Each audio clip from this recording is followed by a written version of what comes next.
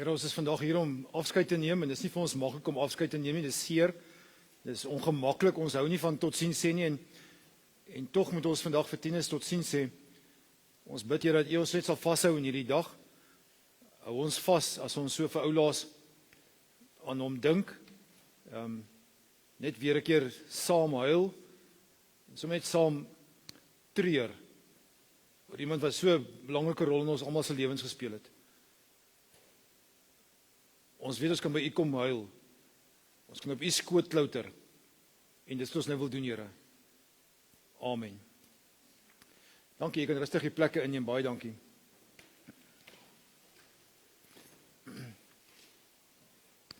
Net so 'n praktiese reëling of twee, as jy nie omgee nie, dan gaan ek vir ons 'n lied speel, en dan na die lied, Chantel, gaan ek vir jou kans gee om die bedankings te doen, as dit reg is, en die briewe te lees.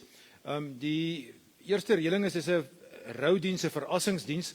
Soos ons klaar is hier binnekant, dan beweeg ons uit buitekant na die Lijkswaard toe, en dan gaan ons daar die laaste gedeelte daar so doen. Daar's nog 'n laaste lied wat gespeel word, en daar's kans om jou blommetjies op die kus neer te sit, maar daar's 'n geleentheid nog buitekant.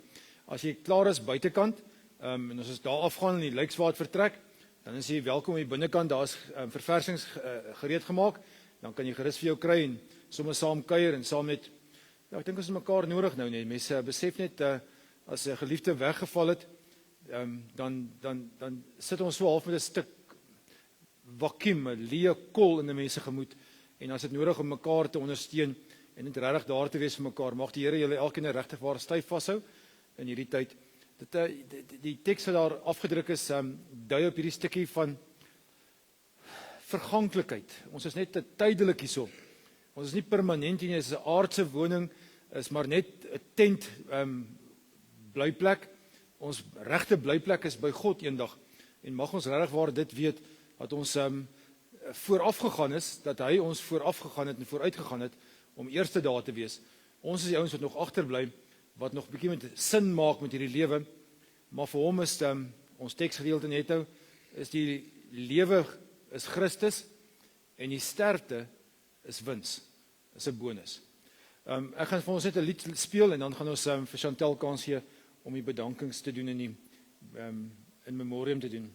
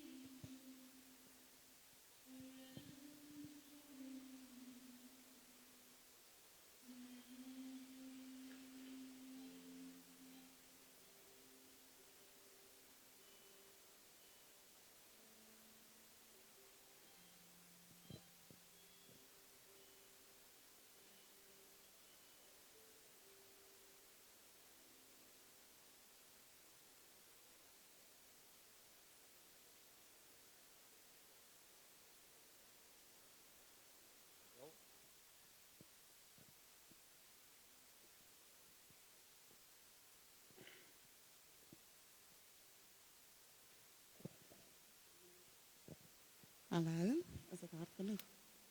Okay. Ek weet nie om te begin op die briewe of die dankies. Eerstens, okay. Seuns en sussie Tersha wil ook net 'n paar bedankings gee. Eerstens, dankie vir Anmor vir al die reëlings, vir Tiaan vir al die bystand, hulp en geduld. Vir Dominee Gerard dat hy altyd daar is vir die familie en dat sy skriflesings altyd kragtig is. A big-hearted thank you to Victor for being my support throughout everything and all his help with making the funeral possible. Ook dan net dankie vir die verversings en gebruik vir die kerk. Dankie aan al seuns se tennisbaan familie vir julle liefde. Julle is 'n beautiful community. Ook al die familie en vriende van naby en ver, Brakpan in die Kaap, dankie vir julle boodskappe en gebede. Sterkte vir almal vir die pad vorentoe. Mag die Here julle almal veilig hou en comfort bring. Dan Tersha se briefie. Ek gaan net hierdie foon hier neersit. My liefste boetie, vandag staan ons almal hier met 'n swaar hart om van jou afskeid te neem. Dit voel onwerklik om te weet dat ons jou nie weer sal sien en jou stem weer sal hoor.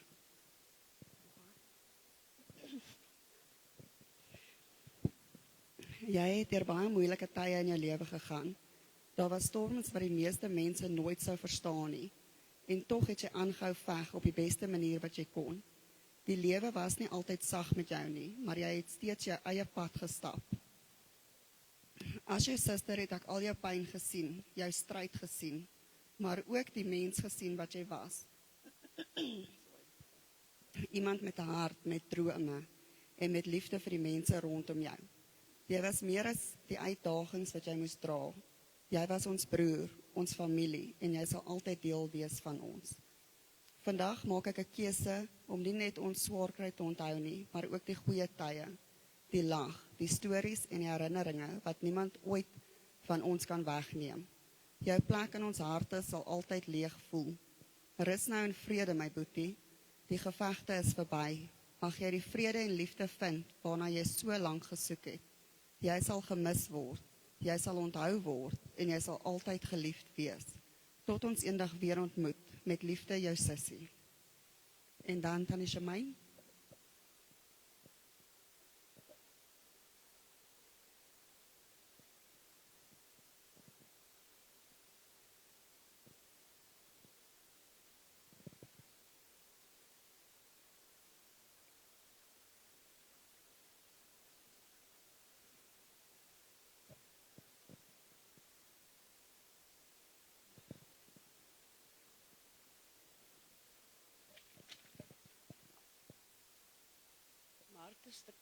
My hart is stikkend oor jou heen gaan. Dit voel nog steeds onwerklik dat jy nie meer is nie. Ek sal altyd die mooi herinneringe van jou koester. Al ons tye saam oor 'n koppie koffie en al ons verskille in die tye wat jy so kwaad geword het vir my en dan daar weggebly het. Maar dan kom jy weer en ons lag en gesels soos altyd. Ja, seun, een ding wat ek altyd na in my hart sal bly is my verjaarsdag. Jy het dit nooit vergeet nie. Dan kom jy hier aan met 'n klein beeldjie vir my tuin en jou roepstem by die palisade, Tannie Shemaine, sal altyd in my hart geplant bly. Selfs as jy nie meer hier nie, sal jou herinneringe altyd in my hart voortleef. Rus sag by Jesus se voete, my kind.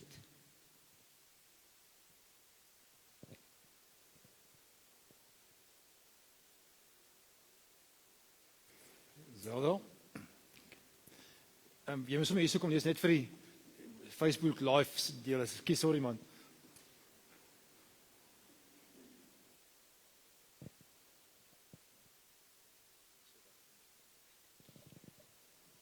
Middag almal. Hierdie is net namens Honeyfield Charity aan seun en die familie. My oë soekend rond in die strate en wonder, wat veroorsaak al die seer in die lewens? Mense raak gewoond aan die gesigte, die swaar en die pyn. Jy raak gewoond aan die seer, stikkende lewe op die hoek van die strate, onder die vuil, verwaarlose komberse. En jy wonder, hoekom? Wat is die verhaal agter daardie seer gesiggie? Op 'n dag kom jy agter, maar hier korte gesiggie. Die plekkie is leeg. Daar is 'n vreemde gesig op daardie plekkie en jy begin soek na hom, wat altyd daar was. Maar 'n skok besef jy, hy is nie meer. Hy is kom haal op 'n plekkie waar die seer nie meer is nie. En met die dankbaarheid vervel, jy, dankie Vader, dat U die pyn ook hierdie kom verlig het, stil gemaak het. Dankie Heer vir die genade wat U weer eens ook hier kom stil maak het. Die seer is verby. Rus veilig aan die voete van Jesus, want ek weet dat die vergewing ook hier gegee is. Die seer is verby. Lewe voort, vriend, seun.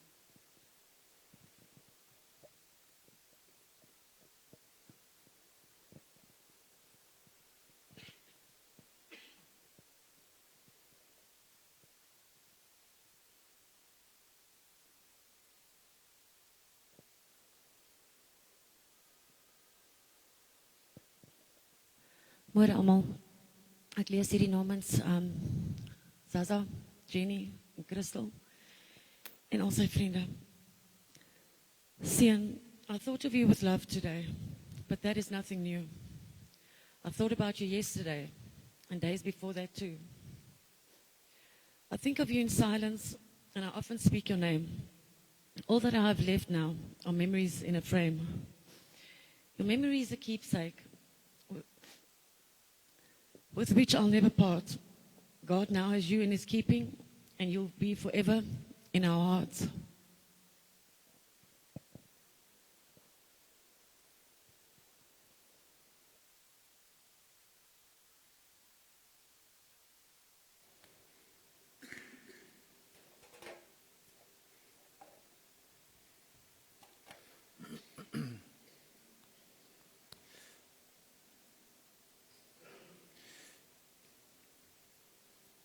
Op 'n dag skryf Paulus, wat 'n groot deel van die Nuwe Testament geskryf het, in die 13 van die 27 boeke en briewe is hier omgeskryf. So amper die helfte van die Nuwe Testament word deur hierdie ou geskryf wat 'n ontmoeting met Jesus gehad het. Julle ken die verhaal van hom wat op pad was en toe hierdie lig oor hom kom en hy daar by Damaskus hierdie huge ervaring gehad en sy lewe draai om. Eers vervolg hy die Christene en skielik vertel hy vir almal en hy vertel vir 'n jong dominetjie, sy naam is Timoteus. Hy sê vir hom, dis wie ek is en wat in my gemoed aan die gang is. Kom ek lees dit vir julle. Daar staan, ek wil ook nou, soos nog altyd, met alle vrymoedigheid deur my hele wese, Christus verheerlik in lewe en in sterwe. Hy sê, sy droom is, hy wil vir Christus verheerlik in alles. In sy lewe, en daarvan is ek en jy deel. Maar ook in sy sterwe, waarvan Tinus nou deel is. En dan skryf hy daai volgende vers wat ons almal so goed ken, want om te lewe, ek en jy, is vir my Christus, en om te sterwe, is wins. Dis 'n bonus, dis 'n ekstra. So kom ek vertel 'n storie uit die Bybel uit, wat ietsie vertel van hierdie ding, want ouens, ek en jy weet, ons wil vir Jesus lewe, en ons wil reg lewe, en ons wil die regte dinge doen, en ons kry dit nie altyd reg nie, maar ons struggle, en dan is daar hierdie storie in Johannes. Johannes vertel 'n mooi storie, eintlik vertel hy 7 sulke mooi stories in sy hele brief, maar in sy boek, maar ek wil by een stil staan. Daar staan in die begin, ek is die opstanding in die lewe. Nou, ek dink Johannes se gemeente was so 'n tipiese NG gemeente.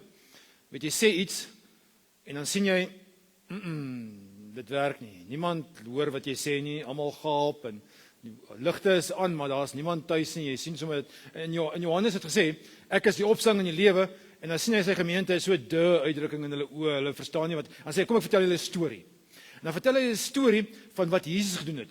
Hy sê, Jesus het op 'n dag, gaan wegkruip, hy en sy disippels eintlik, in 'n klein dorpie. Sy goeie pel, een van sy goeie pelle, want Jesus het nou die disippels gehad, Johannes en Jakobus en Petrus, maar hy het ook pelle gehad wat anders as sy disippels was. Een van hulle se naam was Lazarus, en hy het twee sissies gehad, Lazarus en Maria en Martha en Maria. Dis die 3, en ek dink hulle is soos, kan ek dit kombuispelle noem? Weet jy kom by hulle in en jy gaan nie sitkamer nie, jy gaan sommer deur kombuis toe, daarmee kombuistafel drink ons tee of koffie, dis sulke pelle. En Lazarus word siek. Sy sê maar, ons moet vir Jesus 'n boodskap stuur. Nou weet ek, dis nou, ons is nou moderne mense, maar kom ek probeer dit nou so half en half moderniseer. So, hulle stuur vir Jesus 'n WhatsApp. Ek sê dit tussen ander, julle verstaan, ek gebruik nou moderne taal. So, maar Jesus se WhatsApp, lyk my kom 'n bietjie laat by Jesus aan. En as Jesus sy WhatsApp lees, dan bloedtik hy hom, maar hy doen niks verder aan nie. Dis 'n ding wat ek vir Jesus sal vra eendag as ek bo in die hemel kom. Hoekom doen jy partykeer niks as ons vir jy vra nie? Want daar was niks fout met Martha en Maria se versoek van Jesus, ons dink jy moet by Lazarus 'n draai kom maak nie want hy is siek nie. Maar Jesus pitch nie op nie. Trouwens, hy sê, en dis nou vers 2, hierdie is die langste hoofstuk in Johannes, dis iets van 50 verse. Dis nou by vers 2 sê hy, hierdie siekte sal nie op die dood uitloop nie, maar op die openbaring van die mag van God. As hy wil sê maar, watch my. Gaan nie nou nie, sal later. Ek gaan julle wys wat gaan gebeur in hierdie storie. Uiteindelik, dan praat Thomas om en sê, kom ons gaan nou maar tog, en eventually beweeg hulle nou tog, en toe hulle nader kom, toe kom Martha en Maria, nee, net Martha, sy kom uit, en sy sê vir Jesus, is nou 'n bietjie laat, wat kom soek jy nou hierso? Ek probeer net maar in moderne taal sê, is nou 'n bietjie laat, dan sê sy vir hom, ons broer is al 4 dae lank dood. Jesus was te laat, nie betyds nie. Maria, die ander sussie, sy is so disgusted, sy kom nie eens uit nie. Ek dink sy loer so deur die kombuisvenster en sê, ag nee wat, hierdie ding gaan nie vir my werk nie. Sy bly uit binnekant. Martha gaan daarom uit, maar dan staan daar 'n mooi versie in die Bybel, die kortste vers in die Bybel.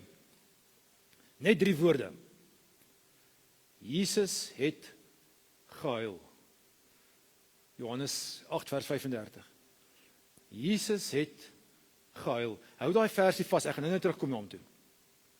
Jesus sê dan vir Martha en Maria wat uiteindelik kom en sê, kom ons gaan graf toe, kom ons gaan sit blommetjies op die graf. En Martha sê, ja, ons kan nie doen nie. Hy is al 4 dae lank dood. En dan sê sy, hy ruik al. Dis die mooi Afrikaanse woorde vir, as jy die Grieks gaan lees, die oorspronklike taal is dit vrot. Sy liggaam is besig om te decompose. Dis nie vandag se begrafnisondernemers wat in koelkamers lê nie. Jy het letterlik in die son, moes hulle jou gebalsem het, om jou nie te laat decompose nie, en die grafte was sulke groot rotsgrafte, wat in 'n grot ingegrou is, en dit was net nie higienies nie. So Martha sê, 4 dae dood, hy ruik al, daar's nie 'n manier nie, en dan was daar ook nog so 'n ding wat die klomp Jode gedink het. Hulle gedink, as jy by dag 3 nie weer lewendig word, en dan is jy regtig waar doder as dood. Met amper soos doodste, dan is jy doodste, jy kan nie dan is nie meer, tot die 3de dag was dit dalk nog 'n kans dat 'n mens kan opstaan, maar daarna as jy regtig, kan ek net maar sê, mors dood, dis wat daar gebeur het. So sy sê, maar is al 4 dae, so there's no ways. Hoekom sal ons nou gaan? Uiteindelik praat Jesus daarom, en nou moet ek 'n prentjie in julle kop sit, want dis die prentjie wat daar staan. Ek wens ek was Steven Spielberg of een van die ouens wat die Bybelse stories kon verfilm en 'n movie daarvan maak, maar hier sou 'n lekker movie shot wees. 12 disippels, Jesus, hier is die graf, en die klomp vrouens staan ook so in die agtergrond, en hulle moet hulle deese toedruk, wat, onthou jy het gesê, dit ruik al, want dit ruik al, en nou staan hulle hierso, en in daai stadium, as ek nou saam met hulle daar gestaan, dat ek nou self my foon uitgehaal, en so begin die psigiater in Kreeusdorp, of in Jerusalem se nommer te soek, want hierdie storie lyk nie wel nie, né? Jesus lyk 'n bietjie af. Hoekom sal hy nou hierso staan? Wat gaan ons nou hier maak? Hier's nie blommetjies om op die graf te sit nie. Hy is al 4 dae lank dood, hy ruik al. Wat maak hy? Op die volgende moment sou ek die groen knoppie gedruk het, dat Dr. Kaler of wie ook al die sielkundige is, die psigiater is, dat hy 'n draai sal kom maak om straight jacket, Sterkfontein toe, wherever. Want Jesus sê, Lazarus kom uit. En ek dink almal staan, wat op dese aarde doen hierdie ou? Wat maak hy? En hulle het vergeet van daai boodskapie, onthou jy daai eerste sinnetjie wat jy gesê het, ek is die opstanding in jou lewe, hulle het vergeet van dit. Want nou staan hulle nou, Jesus, jy's, ek sê dit met verskriklik baie respek as ek dit sê nie, Here, jy's bietjie loony. Wat is bietjie de mekaar. Jy weet, is op 'n trip. Lazarus is 4 dae lank dood, hy's morsdood, dit kan nie werk nie. Terug by Steven Spielberg en die movies, ek wens ek kan daai shot kry van die 12 gesigte hier rondom Jesus, en jy so op elkeen kon fokus, so vir 'n oombliekie, en almal dink, het so diep plooi in sy voorkop, en frons so oor Jesus se deurmekaar gevoelens, en pratery, maar die volgende moment sou priceless gewees het. As Lazarus uitkom. Ek dink hulle monde het oopgeval. Wat het nou gebeur? Nog met die doeke aan. En Jesus sê vir hulle, haal die doeke van hom af, en Lazarus kom uit, en daar stop die storie. Hulle vertel nie vir ons, wat was die gesprekke op pad terug na Martha en Maria se huis toe, of hulle gaan tee drink het, of wat hulle gaan champagne drink het, dalk nie, ek weet nie, want hulle moes dit gevier het, maar hier kom Lazarus uit, en hy lewe. Nou weet ons, Lazarus is later wel oorlede, heeltemal oorlede, regtig gesterf het, en weer 'n keer gesterf het, en sy liggaam is op een van die Griekse eilande gevind en begrawe, en daar's 'n kerkie daar oor gebou, 'n fenominale klein kerkie wat oor sy liggaam gebou is. Maar ek wil teruggaan na daai een vraag toe van Jesus het gehuil. En my vraag is, hoekom? Hoekom het Jesus gehuil? Nou aanvanklik het ek gedink, die rede daarvoor sal waarskynlik wees omdat Jesus is hartseer. Dis nou sy pel, soos Tinus ons in was, wat nou net nie meer daar is nie. Maar dit sou eintlik bietjie kunsmatig, bietjie plastiek gewees het, as Jesus nou hier sou huil oor Lazarus wat dood is, want hy het mos al in vers 2 gesê, gaan nie doodgaan nie. So wat, hoekom huil Jesus? Huil hy omdat hy dood is? Nee, dit kan nie wees nie, want hy weet mos hy gaan nou laat opstaan. So hy huil nie daaroor nie.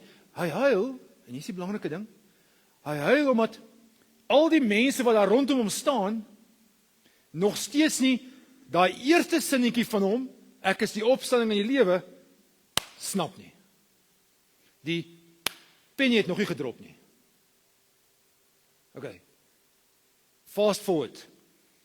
2026 jaar vorentoe. Vandag, ek en jy. Ek is bevrees dat baie van ons nog steeds nie daai penny oordrop het nie.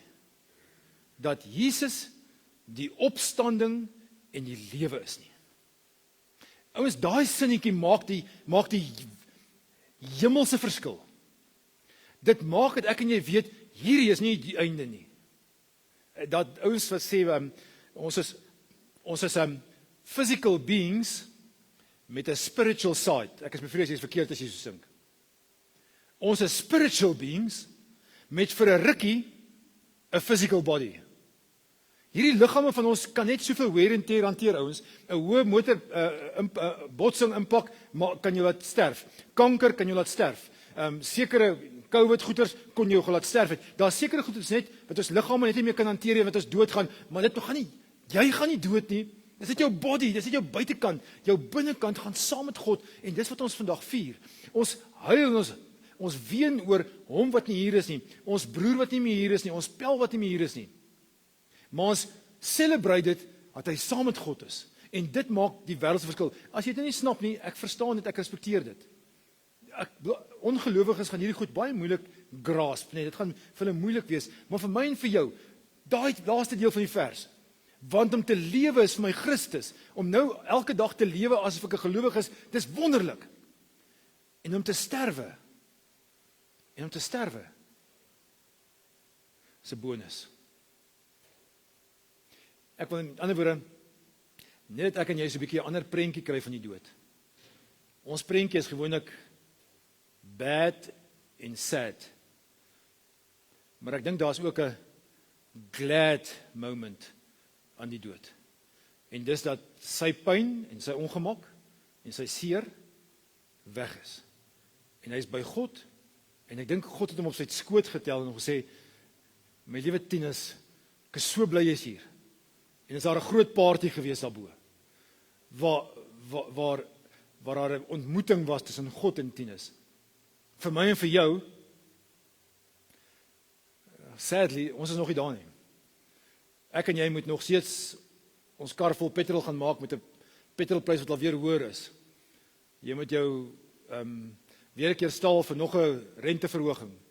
Jy moet nog 'n keer weer gaan jou toon stamp en gaan huil daaroor. Volgende keer weer sukkel om jou geldsake te kan organise. Iewers met verhoudings struggle. Vir my en vir jou is die struggle nog nie verby nie. Maar vir my is die lewe Christus. En hier is my boodskap vandag vir julle. En dis eintlik al wat ek wou gesê het. Ek dink vandag is 'n tyd waar die Here vir jou sê, jy gaan hierdie ding op jou eie kan regkry nie. So kom klim op my skoot. Kom sit op my skoot en ek sal jou rus gee. Of dit nou die huil is van tieners se afsterwe, maar ook die struggles wat ek en jy elke dag nog moet maak om deur hierdie lewe te kom. Ek wens ek kon sê, ag, word dit 'n Christen en simsalabim, al die pyne is verby, jy probleme is oor, jy gaan nooit weer worry oor egskeiding en petrolpryse en hartsprobleme en alles, dit gaan nooit, gaan nie werk nie, gaan nie so wees nie. Dis 'n leuen, hoor. Die waarheid is nie dat ons smooth sailing gaan hê nie. Die waarheid is dat in alles is Christus. Om te lewe wil ek op sy skoot klim en die lewe hiervan af lewe. En daarom nooi ek jou uit om in jou huil en in jou troubles en in jou probleme en in jou veg om survival sommer net op God se skoot te klim en te sê, hou my net vas. I need you. I need you desperately. En dis ons gebed, Here, dat jy ons sommer net sal vashou. Ons is nie so nodig, Here. Ons besef het ons kan nie op ons eie nie. Ons probeer. Ons dink ons is sterk, ons dink ons kan op een beentjie staan. En tog weet ons, soos vandag waar ons flentes is omdat tieners oorlede is, dat daar perke aan ons bestaan is. Dat ons tydelik is. Dat ons aardse woning ook op 'n dag afgebreek word. Maar U is die opstanding in die lewe en dit snap ons. So ons is okay om voluit te lewe vir U. Want ons weet, die dood is vins. Amen.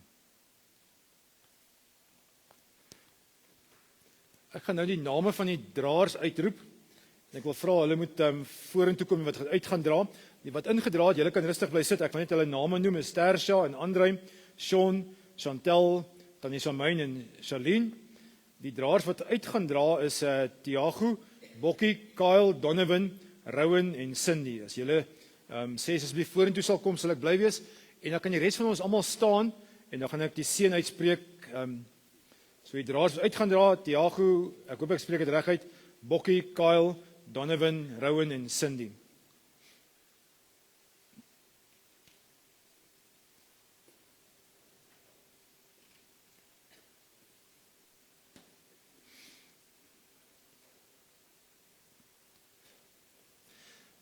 Mag die genade van die Here Jesus Christus en mag die liefde van God wat ons Vader is en mag die Heilige Gees se teenwoordigheid se naby by ons wees en ons dra.